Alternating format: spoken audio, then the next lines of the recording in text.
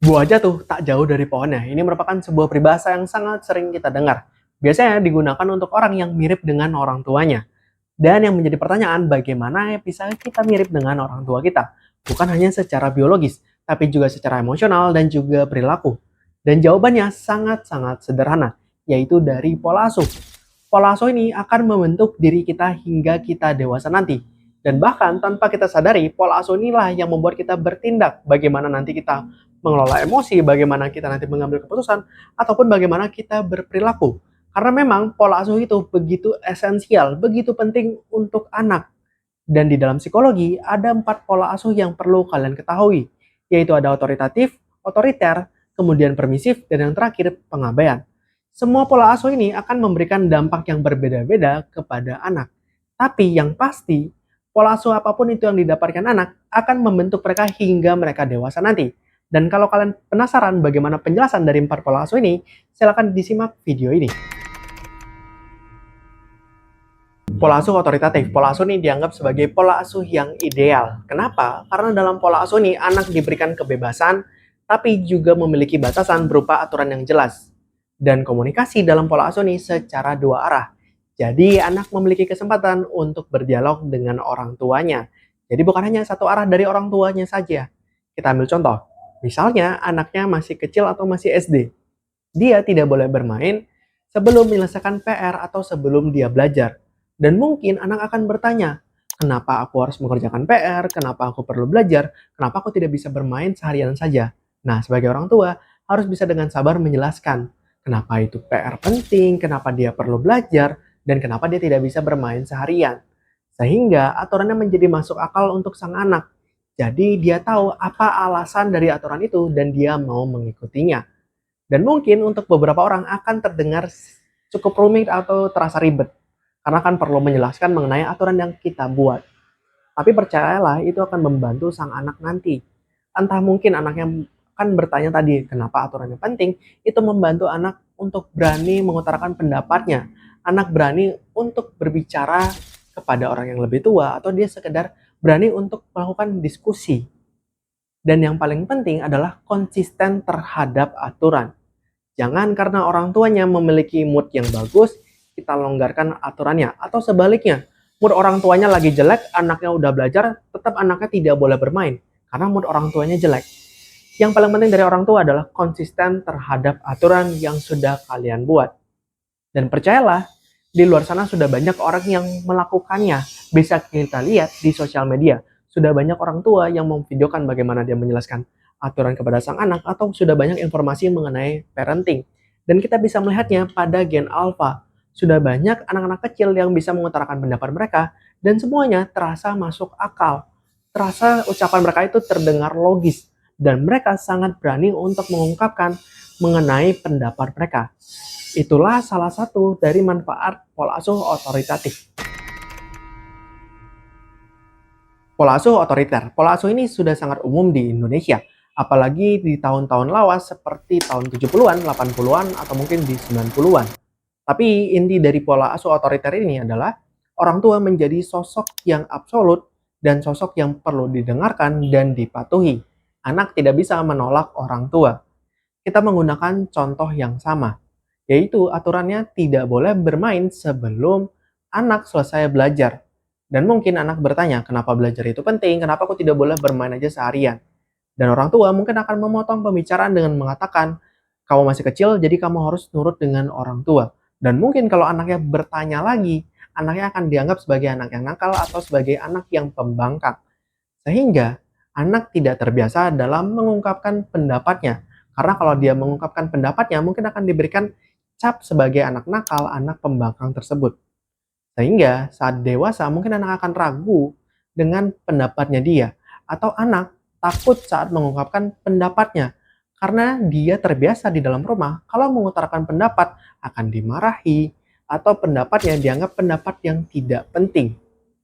Dan selain itu, dengan menggunakan pola asuh ini akan membuat hubungan antara orang tua dengan anak menjadi renggang atau menjadi dingin. Kenapa? Karena orang tua dianggap sebagai sosok yang menakutkan. Karena setiap anak berbicara, mungkin orang tua akan memarahinya, atau mungkin akan sampai mendapatkan hukuman fisik. Sehingga anak begitu takut dengan orang tuanya, atau bahkan sampai anak begitu membenci orang tuanya hingga dia begitu kesal hanya dengan melihat orang tuanya saja.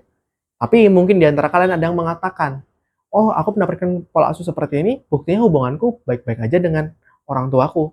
Ya mungkin karena kalian sudah cukup dewasa, sehingga kalian mengerti kenapa orang tua kalian begitu keras dengan kalian, kenapa aturan itu penting. Tapi kalau kalian flashback lagi atau kalian mengingat kembali saat-saat di mana masa kalian masih puber, kalian mungkin ada kan masa di mana kalian begitu kesal dengan orang tua kalian. Bahkan mungkin kalian sampai merasakan benci dengan orang tua kalian karena kalian begitu dikekang, begitu tidak bisa melakukan apa-apa di dalam rumah. Dan ini menunjukkan memang akan ada fase di mana kalian memiliki hubungan dingin dengan orang tua kalian. Tapi kalau kalian sudah melewati fasenya, mungkin kalian akhirnya bisa memahami kenapa orang tua kalian melakukan itu. Tapi tidak dipungkiri memerlukan waktu untuk sampai bisa memaafkan dengan orang tua atau bisa berbaikan dengan orang tua kalian. Dan pola asuh ini memang memiliki banyak dampak negatif. Berikutnya ada pola asuh permisif. Pola asuh ini sangat berbeda dari pola asuh otoriter. Kalau otoriter tadi kan berfokus dengan orang tua. Kalau di permisif, ini berfokus pada sang anak. Jadi orang tua mencoba memprovide anak atau mencoba menuruti permintaan sang anak. Sehingga anak melihat orang tua sebagai sosok malaikat yang akan selalu menuruti permintaannya.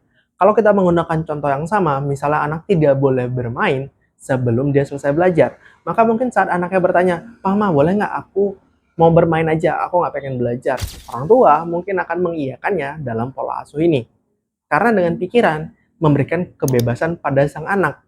Dengan harapan nanti anaknya akan mengerti mengenai pentingnya aturan, mengenai pentingnya PR, atau mungkin kenapa dia perlu belajar. Tapi kalau anak tidak diajari kenapa hal ini penting, anak juga tidak menangkap apa tujuannya aturan, apa pentingnya PR, atau kenapa dia perlu belajar. Yang dia tangkap adalah apa yang aku mau harus dituruti oleh orang tuaku. Bahkan mungkin dia akan merasa sampai teman hingga gurunya perlu menuruti dirinya. Dengan kata lain bisa kita katakan menjadi anak lebih manja. Karena anak merasa bahwa dirinya adalah pusat dunia dan dia perlu dituruti oleh semua orang. Memang tujuan dari pola asuh ini ingin memiliki hubungan yang baik dengan sang anak, sehingga orang tua bisa menjadi teman dengan sang anak. Tapi malahan dengan menggunakan pola asuh ini, membuat anak sulit untuk beradaptasi saat dia beranjak dewasa nanti. Karena kan saat kita dewasa, semua orang tidak akan mau menuruti permintaan kita. Dan ini membuat anak tidak bisa beradaptasi nantinya.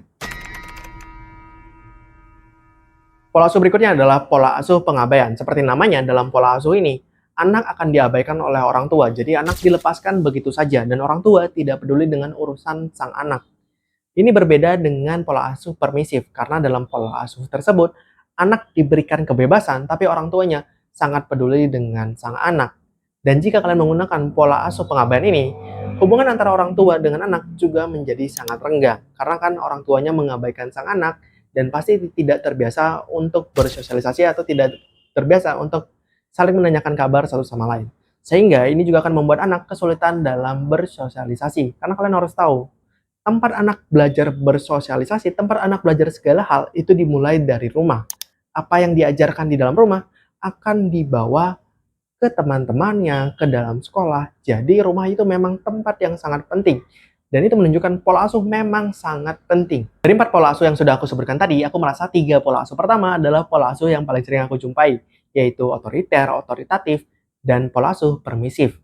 Sebenarnya sih untuk para orang tua ya, orang-orang tua itu memang tidak pernah diajarkan bagaimana cara menjadi orang tua. Jadi mereka hanya mengaplikasikan atau memodifikasi apa yang diajarkan oleh orang tua mereka. Mereka mengambil apa yang baik menurut mereka pribadi. Tapi untuk diriku, aku memiliki saran, yaitu berikanlah anak sebuah aturan. Dan buat aturan ini menjadi jelas. Jangan hanya sekedar diberikan, tapi juga berikan alasan kenapa aturan ini perlu kita lakukan. Sehingga anak juga mengetahui kenapa aturan penting dan berikan kesempatan kepada sang anak untuk berdialog. Buat komunikasi dalam rumah menjadi dua arah. Jadi anak terbiasa untuk memberikan pendapat dan berani untuk bertanya atau memberikan pendapatnya dia. Dan yang paling penting, konsisten terhadap aturan yang sudah kalian buat. Sekian sih dari video ini, tapi kalau ada yang ingin kalian tanyakan mengenai pola asuh atau mengenai psikologi, bisa kalian tuliskan pada kolom komentar.